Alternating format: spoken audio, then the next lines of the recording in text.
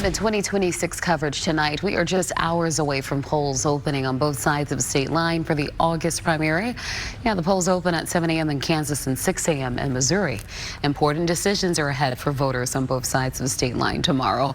In Missouri, Amendments 4 and 5 are taking center stage on the ballot. Tonight, KMBC 9's Brian Johnson joins us to break down exactly what you are voting on.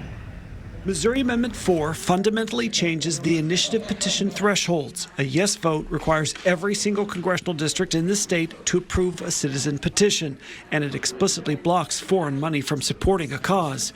Any one area of the state, liberal or conservative, could block any changes. Which means that almost nothing is going to pass. Even conservative things would have to pass St. Louis in the 1st district, which is super liberal. A no vote keeps the status quo, requiring a majority of voters in the state approve any citizen petitions. But most things, if there's any kind of political, outside of things that are super common sense, and if they're super common sense, you might say, well, then the legislature could just do it. On Amendment 5, it could dramatically change the tax structure in Missouri. Income tax would be phased out. Sales and use taxes would be added to replace the lost revenue. The argument from the state legislature is it's going to drive investment and, it's going to make Missouri more competitive with places like Texas and places like Tennessee, places that have phased out their state income taxes. A no vote keeps the status quo. Opponents argue that shifting to sales and use taxes could benefit wealthy people and cost lower wage earners a higher percentage of their money. When you're increasing sales taxes,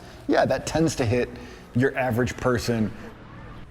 And 2 other amendments are on the state ballot. Amendment 1 asks to renew funding for state parks. A yes vote continues the status quo. A no vote forces the parks tax to expire, shifting its revenue source to the general fund.